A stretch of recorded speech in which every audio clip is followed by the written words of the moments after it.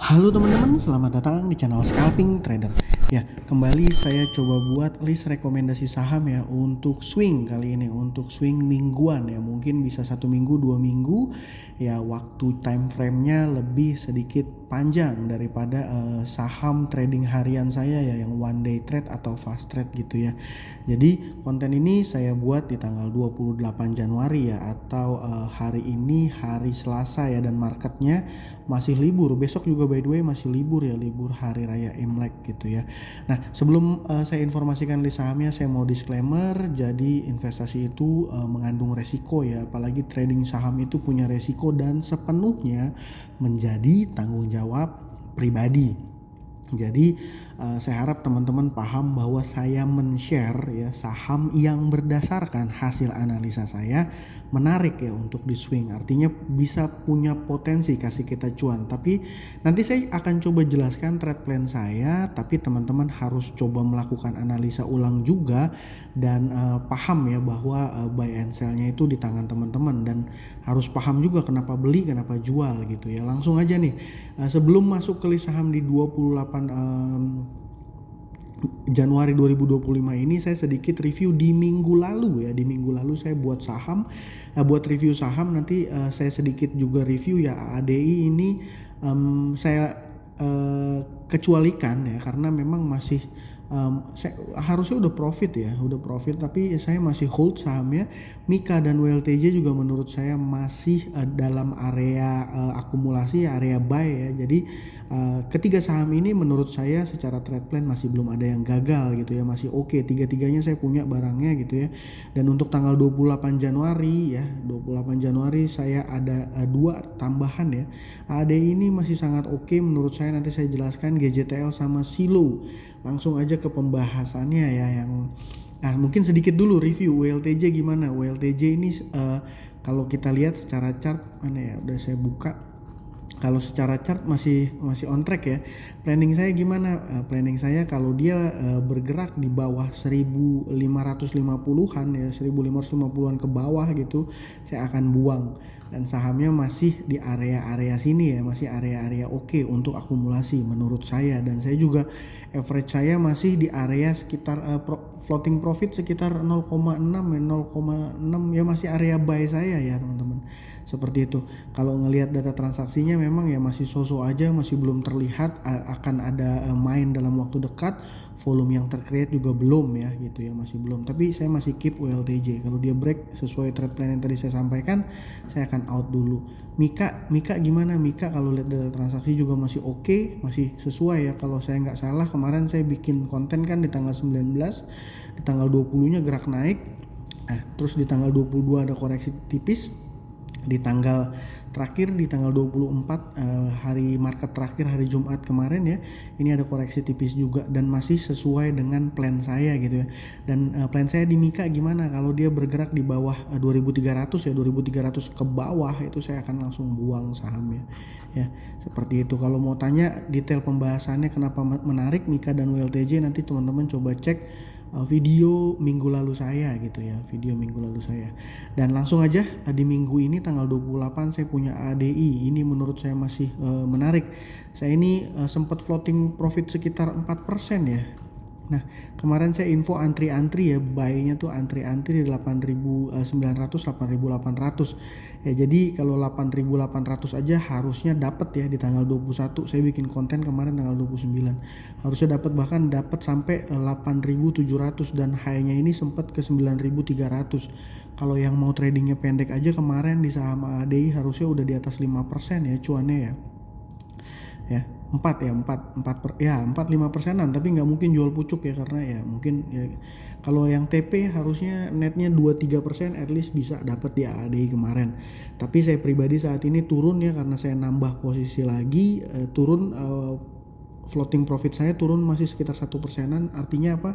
Artinya saya masih, karena menurut saya saham ADI ini masih bagus ya, sama seperti Mika dan WLTJ, saya masih hold saham ADI ini. Dan ya kalau kita lihat data transaksinya masih sangat oke. Ini tanggal 24 ya, hari Jumat di perdagangan kemarin. Ini saya lihat XC ya, di sini XC, XL ini keluar, PDCP juga keluar ya, yang akumulasi besar ini terlihat LG dan juga TP. Ini waktu hari Jumat. Gimana tanggal 23? Di tanggal 23 juga masih mirip-mirip ya. XL keluar, XC keluar, PD sama YP juga keluar. Lalu di tanggal 22 gimana? Nah, di tanggal 22 pun masih mirip-mirip ya. Saya selalu suka sama saham yang dikeringin ya, diakumulasi oleh satu atau dua broker yang jarang dipakai retail dan pembeliannya dalam jumlah besar, dan sisi sellernya ya saya paling suka biasanya di saham-saham itu broker retail banyak di sisi yang menjual gitu ya. Dan ini masih mengindikasikan sangat oke saham AADI. Jadi ya masih on track saya pikir, tapi dia sekarang udah naik ya. Mungkin kalau buat yang buy di area masih ada kemarin punya barang yang mungkin tinggal di trailing aja. Kalau saya pribadi selama dia masih gerak naik saya mau average up, itu ya trade plan saya. Yang kedua, saya punya saham GJTL. Nah, kenapa saham GJTL ini menarik? Ada beberapa alasan sih ya teman-teman. Ya kalau kita lihat secara teknikal ya, teknikal dulu. Secara teknikal ini saya sampai catat ya, saya takut lupa. Jadi di candle, beberapa candle tanggal 21, tanggal 23 dan juga tanggal 24 ini terlihat upper shadow-nya cukup lumayan tinggi, panjang gitu ya, cukup lumayan panjang. Nah, ini inverted menginformasikan bahwa candlenya ini inverted hammer gitu ya. Jadi apa sih inverted hammer? Saya coba menjelaskan berdasarkan pemahaman saya ya teman-teman. Ini artinya ada mulai pelaku pasar yang mau menaikkan harganya gitu ya. Tapi ketika harganya mau dinaikkan, sellernya mulai keluar dan tekan harganya turun lagi gitu ya. Jadi dia tekan lagi harganya, istilahnya mungkin kalau yang mudah dicerna ya belum dikasih lewat atau belum dikasih naik gitu ya sama market maker atau yang mungkin yang memiliki barang dalam jumlah lebih besar. Dan kalau ngelihat pola yang kemarin saya informasikan, sempat ya saya informasikan ke teman-teman yang sudah join di YouTube membership, ini ada pola triple bottom ya, triple bottom. Dan hari tanggal 20 Januari ya, saya lupa harinya, di tanggal 20 Januari ini terkonfirmasi break saya katakan, dan ini bertahan ya, harganya ini ya bertahan di atas area konsolnya dia di area 1170-an ke atas gitu. Ini angkanya estimasi aja ya teman-teman, nggak mesti selalu bulat ya, intinya area itu masih bertahan. Nah, terus trade plan saya gimana di GJTL? Saya akan terus coba akumulasi dia selama dia masih berada di atas area dia punya konsol sebelumnya gitu ya. Saya mungkin bisa bilang ini neckline gitu ya di area sini, area 1170-an sampai dengan 1160-an ya, area situ. Area situ masih jadi area yang oke untuk akumulasi ya. Kalau ngelihat data transaksi sih masih so-so aja, masih biasa aja. Paling saya mau info kalau kemarin sempat muncul di insider tanggal 15 Januari ya, atau kurang lebih berapa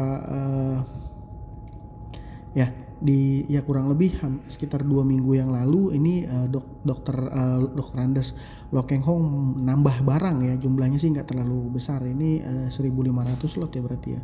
Kalau 1.500 slot mungkin kurang lebih cuma satu papan ya kurang lebih ya gitulah ya. Jadi GJTL menurut saya menarik, itu trade plan saya. Kalau dia close di bawah 1100 ya 50-an sampai 1160-an saya mungkin akan cut dulu gitu ya, karena saya pikir ini false dia breaknya.